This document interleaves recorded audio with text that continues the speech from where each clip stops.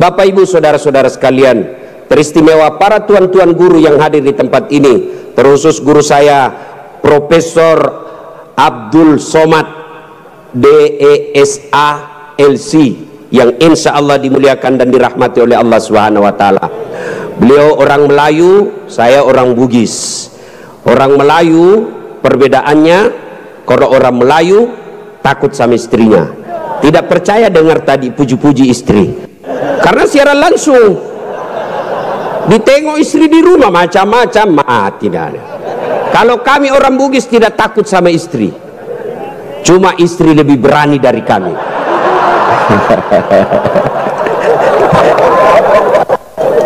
Kita serius dulu, ini kumpul keluarga ya.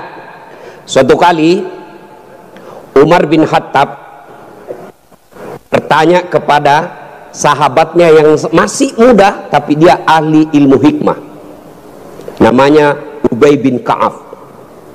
Umar bertanya, Ubay, apa sih makna daripada takwa? Umar bertanya kepada anak muda karena dia ahli hikmah, apa makna dari takwa sebenarnya?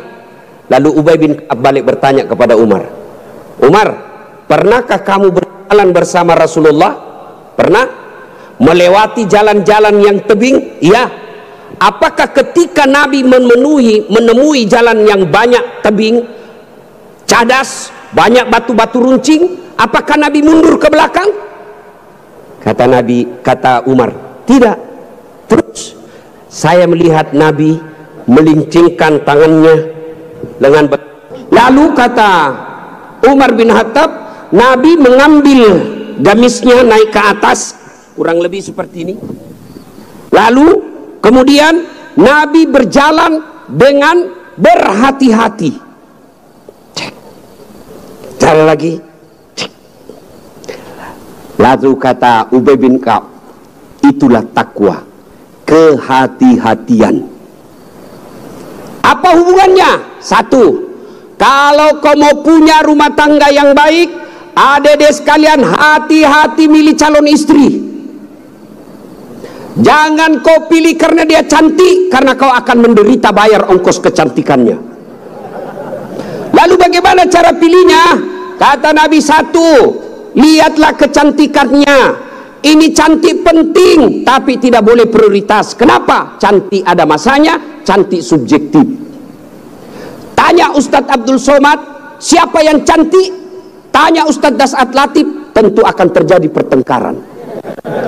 Siapa yang cantik Das'at Latif? Mamanya Ece dong, di rumah saya. Kata Ustadz Abdul Somad, mama istri saya, urusan bapak, bukan urusan saya. Cantik itu menurut si A, cantik menurut si B belum tentu. Cantik subjektif. Yang kedua, cantik itu temporer, ada masanya. Sweet 17, 17 tahun, cantik Masya Allah. Semua kalau dia tersenyum, semua satu kampung tersenyum melihat kalau dia senyum, semua terpesona. Tapi balik itu 17, 71 tersenyum, lari cucunya dikira mau digigit. Iya kan?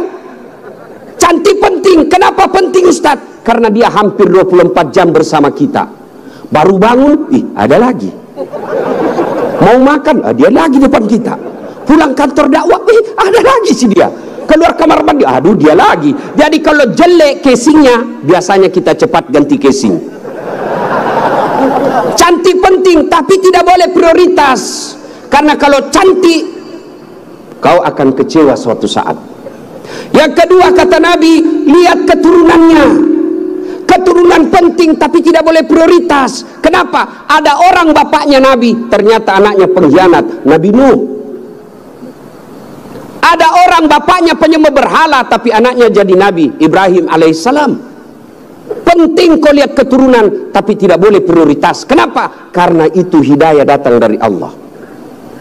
Yang ketiga kata Nabi, pilihlah dia karena kekayaannya. Penting cari orang kaya. Kenapa? Mudah-mudahan kata orang Bugis, koma bene ko sapak ko yorong kaimo suloi maceket-ceking. Artinya kalau kau beristri, kau lihatlah mana yang bisa kau nyangkut kalau kau jatuh.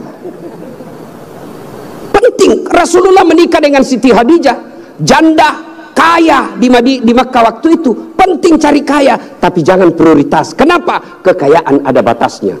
Dia kaya Ustadz, iya kah? Iya kaya. 7 turunan tidak akan miskin. Masalahnya dia turunan ke-8. Yang keempat, kata Nabi, pilihlah karena agamanya. Wah, bertanya mahasiswa saya di Unhas, Ustadz, kenapa agama nomor 4? Mestinya kan nomor 1. Sebelum, jangan salah dek, agama nomor 4 tapi tidak titik di situ, koma. Ada stressingnya, dikasih board cetak miring tebal. Utamakan agama, dengan agama kau bisa dapat semuanya. Mencari perempuan cantik, kaya, keturunan baik-baik, baik agamanya, 100 orang belum tentu ada 1. Kalau Ustadz Abdul Somad tahu di Pekanbaru ada seperti itu, tunjukkan saya. Saya juga masih mau. Iya, tapi yang banyak kan cantik wajahnya, otaknya heng. Kaya lagi, mukanya kayak kesurupan. Maka mendapati sempurna tidak mungkin. Tapi makanya Nabi katakan, utamakan agamanya. Adik-adik sekalian, kalau kau melihat perempuan, lihatlah agamanya. Cewek-cewek yang hadir di tempat ini, bapak-bapak yang punya anak gadis, lihatlah agamanya. Gimana cara lihat agamanya? Gampang, paling gampang. 1, lihat dia rajin tidak berjamaah ke masjid. Kalau dia rajin berjamaah ke masjid, lihat dulu masanya kapan. Kalau dekat pencoblosan, hati-hati, bisa jadi itu pencitraan.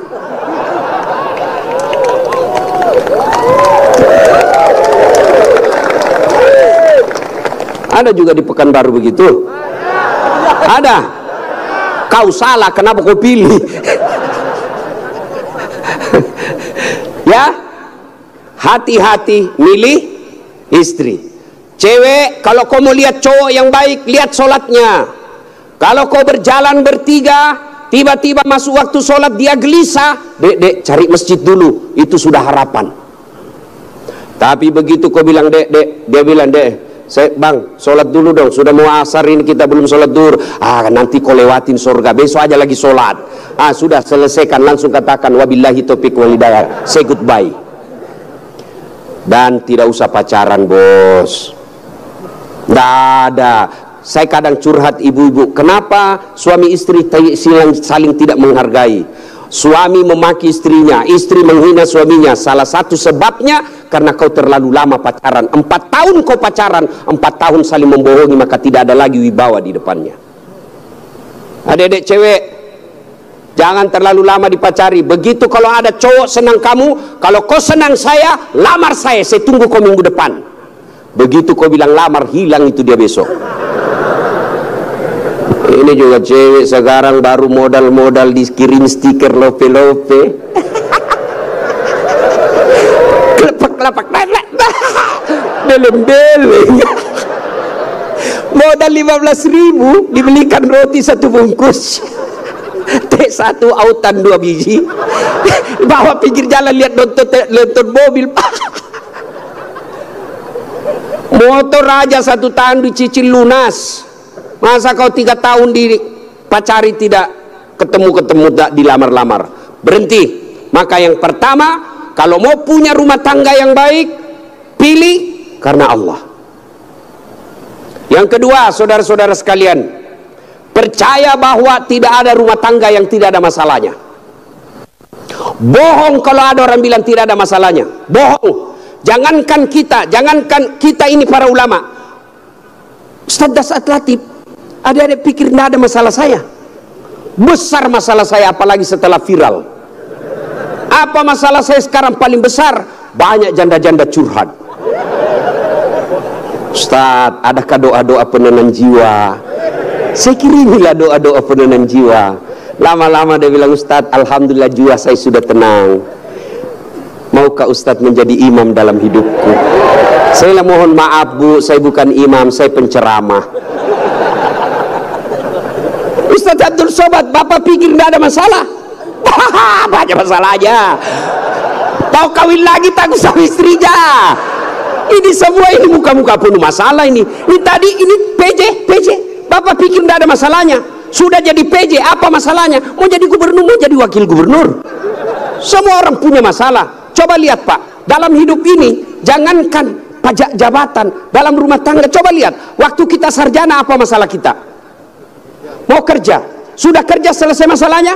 Enggak. Mau jadi kepala bagian, sudah jadi kepala bagian selesai masalahnya? Enggak. Mau jadi kepala dinas, sudah kepala dinas selesai masalahnya? Mau jadi sekda, sudah jadi sekda selesai masalahnya? Mau jadi gubernur, sudah jadi gubernur selesai masalahnya? Enggak. Mau 2 periode,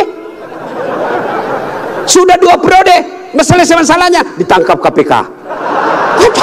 Nah, ada orang tidak ada masalahnya Pak. Semua orang punya masalah, iya kan? Maka percaya, semua orang punya masalah. Adik-adik, kalau istrimu cantik kau kira bukan masalah? Istri cantik digoda orang, masalah. Apalagi kalau jelek suaminya, lebih masalah lagi. Berarti bagus kalau jelek istri, istri jelek dihina orang, masalah. Apa masalahnya? Kita lagi yang malu jalan sama dia. Jalan aja, duluan aja dek, nanti kita ketemu di gedung. Sampai di gedung, mana kau bang? Anda jadi dek, saya mencret. Istri cantik masalah, tidak ada istri juga masalah. Jangankan kalian, kurang apa mulianya Rasulullah, kurang apa cintanya Allah kepada Rasulullah. Sampai Rasulullah dijelaskan, andai bukan karena engkau Muhammad, saya tidak ciptakan dunia dan isinya. Karena cintanya Nabi kepada, cintanya Allah kepada Nabi. Apakah tidak ada masalahnya? Allah Karim, belum lahir sudah ada masalahnya. Apa? Yatim, bapak sudah wafat. Lahir baru beberapa hari diambil sama ibu susunya 4 tahun. Kembali ke ibunya 6 tahun sudah wafat. 2 tahun saja bersama ibunya. Ambil sama kakeknya, wafat lagi kakeknya. Ambil pamannya, wafat lagi pamannya. Besar jadi nabi 40 tahun.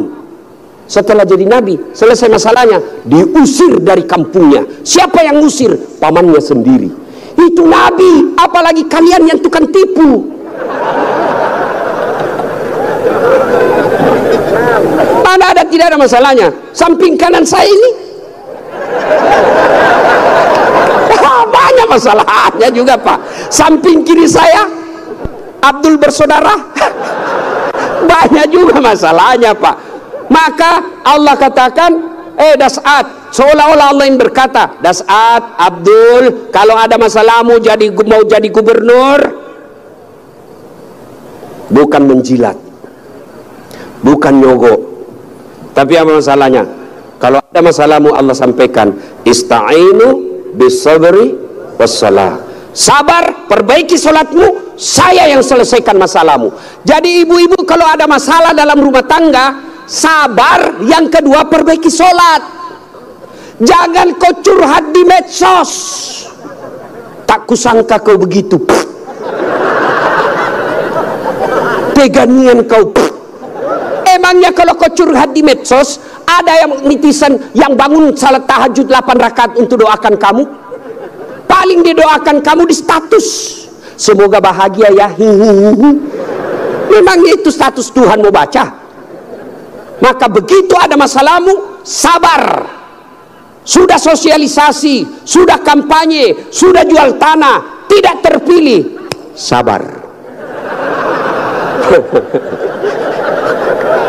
Iya toh? Saya Pak, dulu Pak PJ 2014 ikut juga Pilwali di Makassar. Ya, kalah tidak, cuma yang menang lebih banyak suaranya. Saya tidak mau dibilang kalah, nggak mau, dia lebih banyak suaranya. Andai saja saya jadi wali kota waktu itu, saya tidak tampil di depan Masjid An-Nur ini. Allah kasih yang terbaik. Sabar, yang kedua perbaiki sholat. Nah, dalam rumah tangga pasti ada masalah. Ustadz, jelek suami saya. Sabar ibu, Allah tahu itulah yang terbaik buat ibu. Kenapa? Karena kalau suaminya cakep, suaminya malu jalan sama ibu. Kenapa? Karena ibu juga jelek. Itu memang sudah ya. Nah, satu makna dari kisah yang saya sampaikan tadi, hati-hati memilih pasangan, hati-hati mengelola keluarga. Yang kedua, hati-hati memilih pemimpin. Hati-hati milih pemimpin. Saya kasih contoh adik-adik sekalian.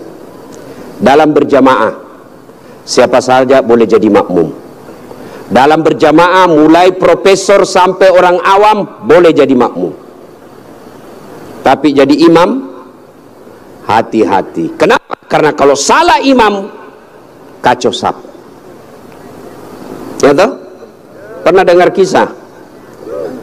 Di Tesla ini penghafal Quran, anak remaja yang pergi pondok menghafal Quran.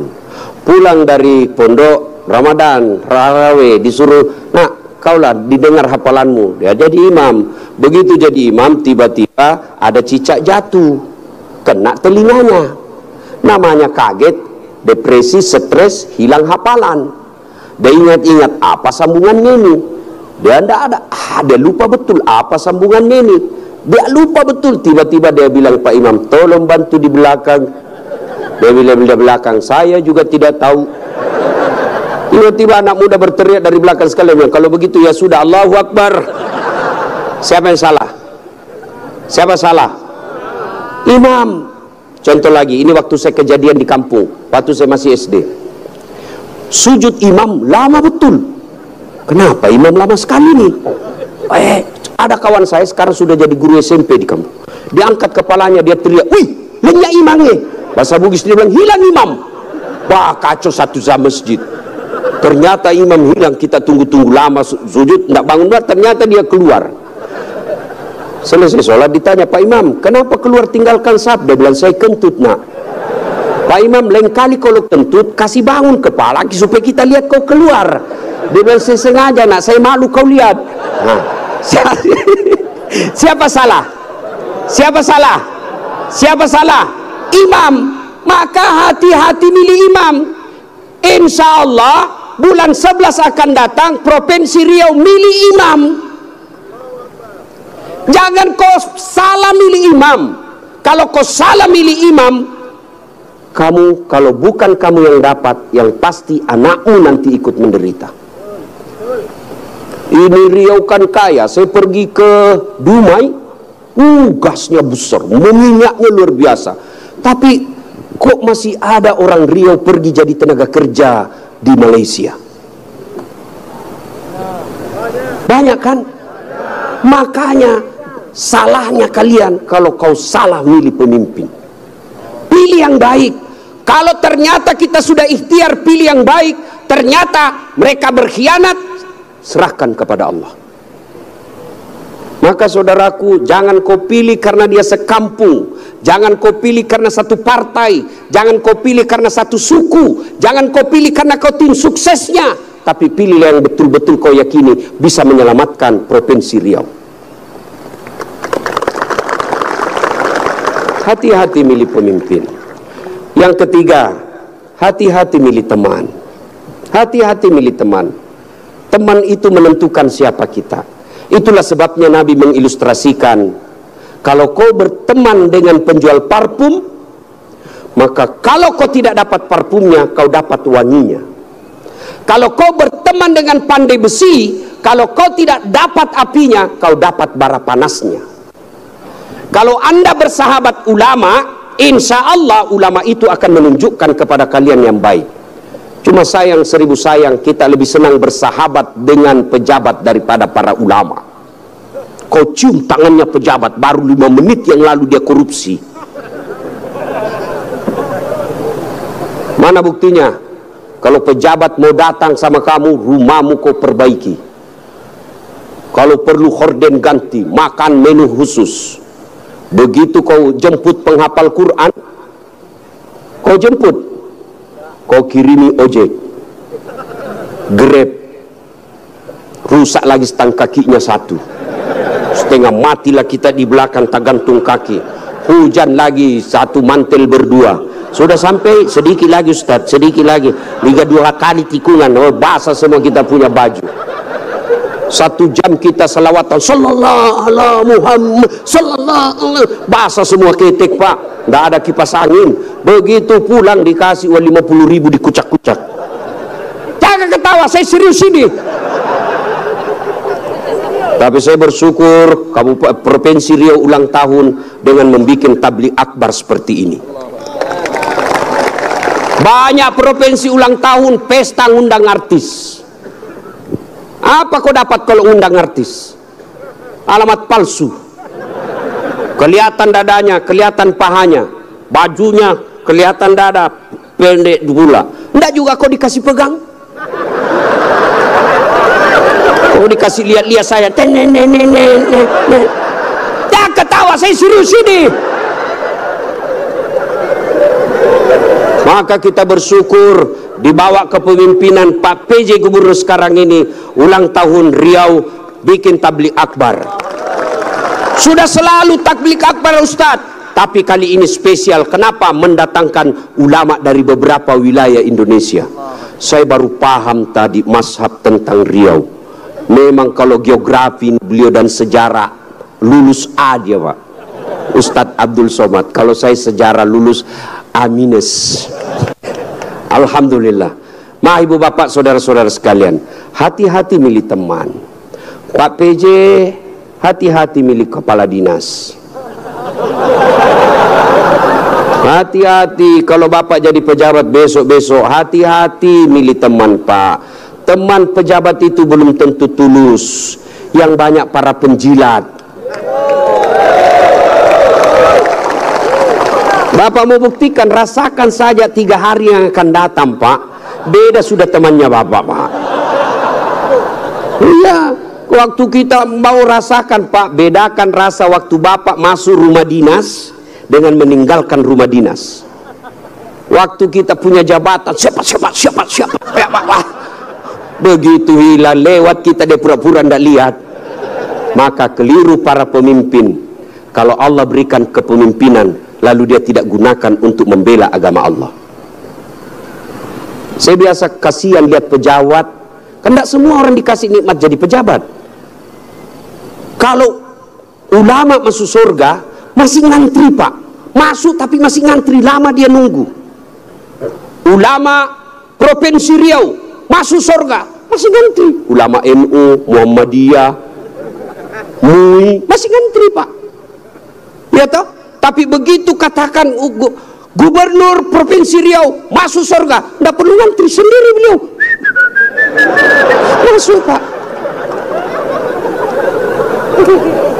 Cuma kadang banyak pejabat bedanya dengan Nabi Yusuf.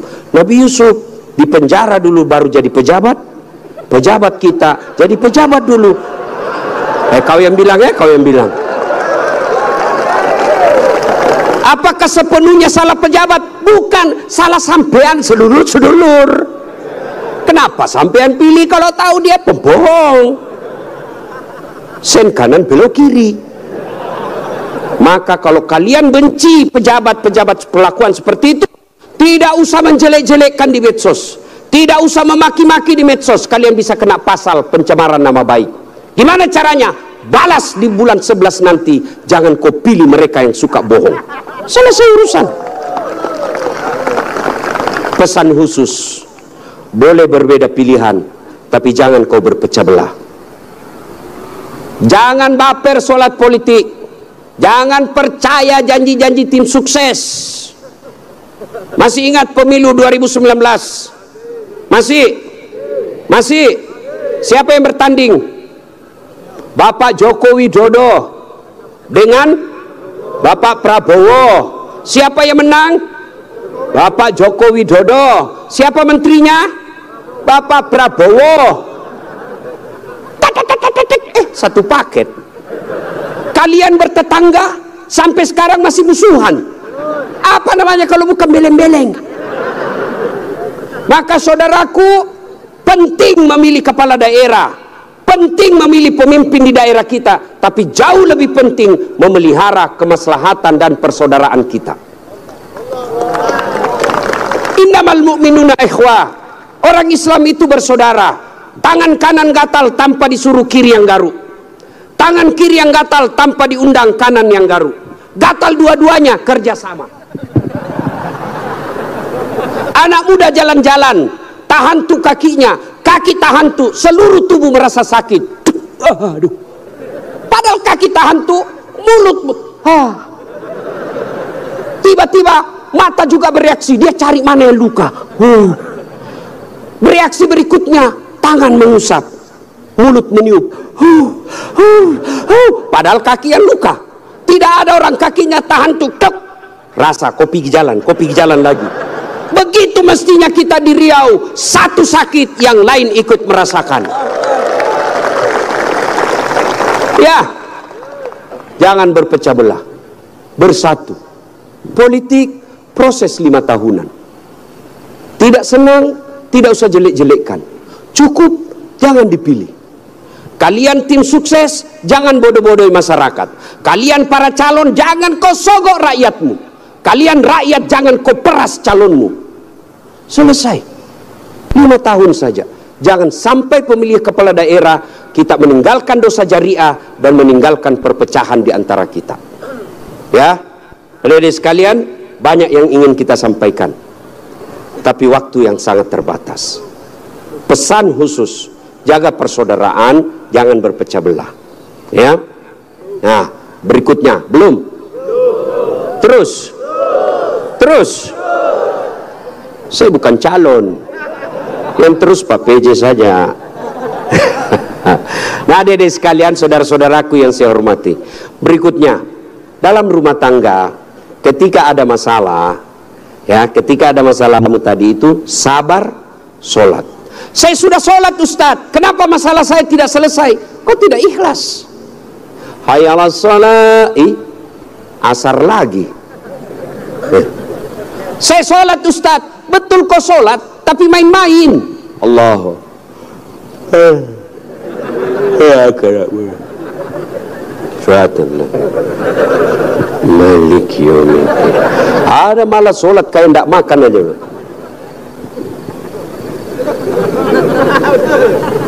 Betul, karena kau yang pelakunya. Ada juga sholat terlalu semangat, Allahu Akbar. Kau ketawa karena kau alami semua. Maka kalau ada persoalan, tidak usah kau cari kambing lain, kambing hitam. Lebih baik kau koreksi sholatmu. Kalau sholat baik, Allah yang selesaikan. Itu janji Allah, bukan caleg. Oh, kalau caleg Pak, andai saja boleh kita dijanji surga, surga pun dijanjinya. Dia bagi-bagi kartu nama, pilih saya, sama-sama kita orang Siak. Ada masalahmu, telepon saya 24 jam. Begitu terpilih, dia ganti nomor HP-nya. Tapi kalau Allah yang janji, Allah pasti berikan. Kau sholat, saya yang selesaikan masalahmu. Saya sudah sholat Ustadz, kenapa masalah saya tidak selesai? Berarti Allah tahu itu masalahmu akan menjadi amal buatmu. Saya sholat Ustadz, kenapa masalah saya tidak mau berhenti? Kok Allah tidak dengar doa-doa saya dalam sholat saya? Sangka baik, berarti Allah tahu bukan itu yang terbaik. Pak PJ dengan Pak Abdul Wahid, ya sudah ikhtiar. Kita doakan menang. Kalau tidak menang, berarti itulah yang terbaik. Ya, saya dulu daftar akabri kan, tidak lulus gara-gara ceper. Senang betul ku dengar seceper. Saya protes pada Allah waktu itu, kenapa kau lahirkan saya dalam keadaan pendek? Kau tidak rugi jadi Tuhan kalau saya jadi tentara. Kawan saya lulus, dia sekarang AKBP 2 bunga, pakai baret merah, reserse. Saya lulus jadi ustadz, pakai baret putih. Tapi alhamdulillah dengan baret putih yang saya pakai, mulai baret hitam sampai baret merah, ku caramai semua. Allah kasih yang terbaik. Ini resep buat Pak PJ ya.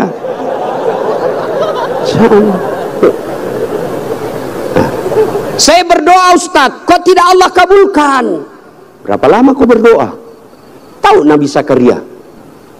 Itu Nabi Zakaria minta anak sejak usianya 21 tahun. Kapan Allah kasih? 90 tahun sampai Zakaria sendiri berkata, tidak mungkin saya punya anak ini, saya sudah tua.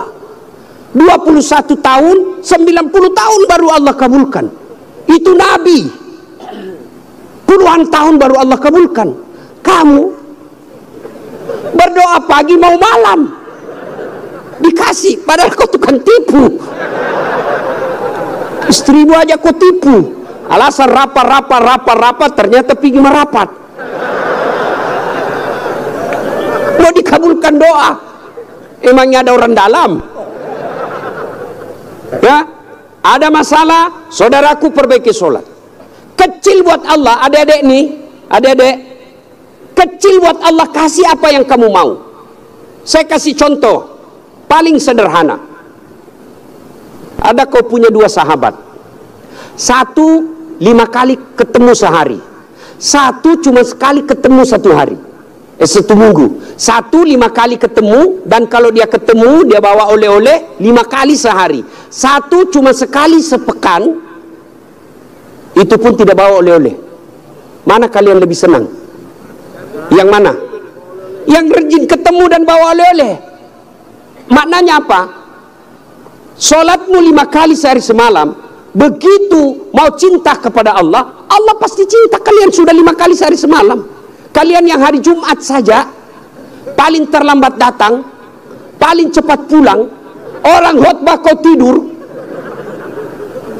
ada masalahmu, pasti Allah tidak perhatikan. Kasih lagi contoh sederhana. Saya sahabat dengan Pak PJ. Saya datang ke sini ke Pekanbaru. Assalamualaikum Pak PJ, saya mau ke pondoknya UAS tapi saya tidak ada mobil. Oh, Pak PJ katakan, aduh saya lagi di Jakarta ini Ustaz.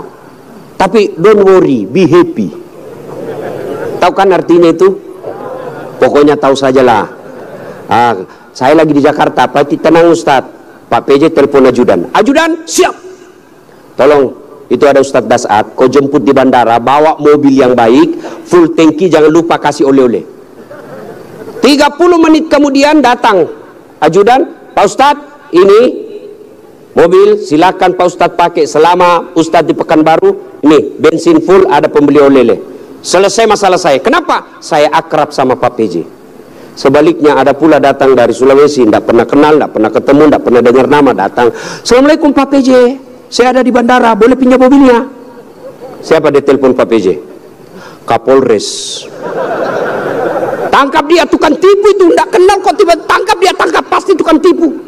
Begitu juga kalian, tidak pernah sholat, sholatnya cuma hari Jumat, paling terlambat datang, cepat pulang, orang khotbah kau tidur, tiba-tiba ada masalah dalam rumah tangga. Ya Allah, saya sudah capek hadapi istri saya, ya Allah saya sudah capek hadapi suami saya, dia, ya Allah tolonglah saya. Kata Allah, malaikat karena dia sudah capek hidup, cabut nyawanya.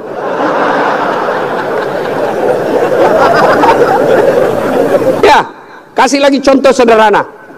Jadi kalau dalam rumah tanggamu ada masalah, sholatmu pasti bermasalah. Contoh lagi, Pak PJ punya ajudan. Ada kan Pak ajudan? Nah, kalau beliau panggil ajudan, itu ajudan, ajudan, biar dia lagi tidur, makan kacang, dia lompat, dia makan dengan bungkus. Siap, Pak. Iya Pak ya. Mana ada ajudan dipanggil, ajudan, tunggu dulu Pak.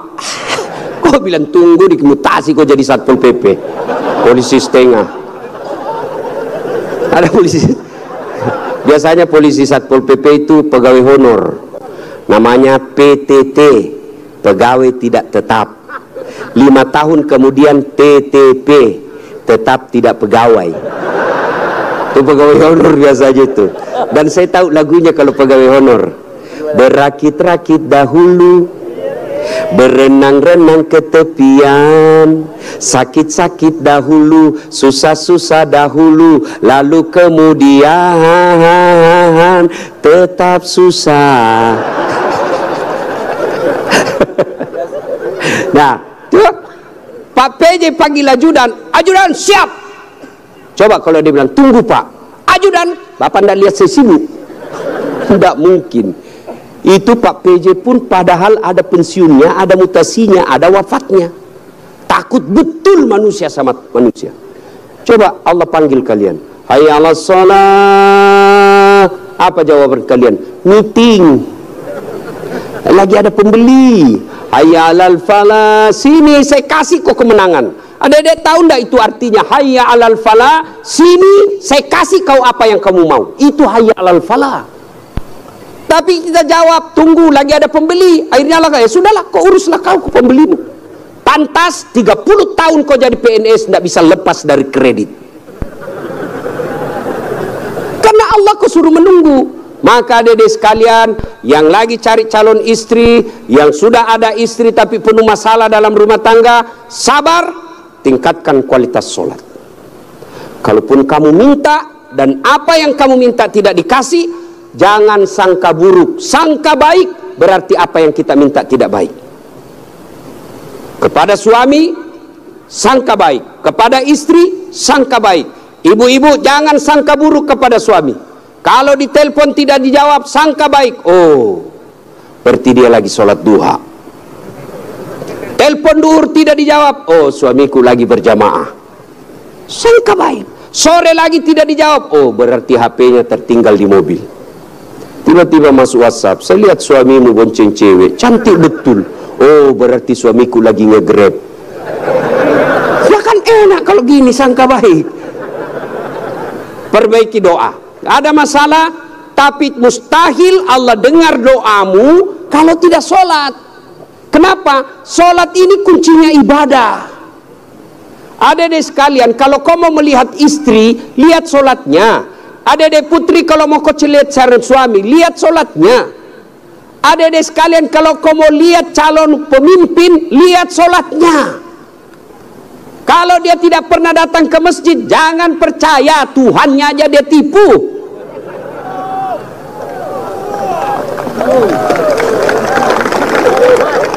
Ya, sholatnya. Apalagi kalau dia jadi imam, pasti sholatnya, Masya Allah. Ya, ini bukan kita bahas soal politik ya, bukan. Cuma mengajari soal memilih pemimpin. Kalau kau salah milih pemimpin, sengsara bukan cuma kamu, bisa anak cucumu. Saya kasih contoh sederhana. Adik-adik masih ingat masa perjuangan? Nenek-nenek kita, mereka wafat, mereka mempertaruhkan jiwa raganya. Apa mereka yang menikmati hasil perjuangan? Ya, siapa yang menikmati? Cucu-cucunya. Jadi kalau bapak ibu memilih pemimpin yang baik, bukan cuma bapak ibu yang akan nikmati, 10 tahun yang akan datang anak kita tidak perlu ke Malaysia menjadi tenaga kerja tukang tombak-tombak sawit. Kenapa?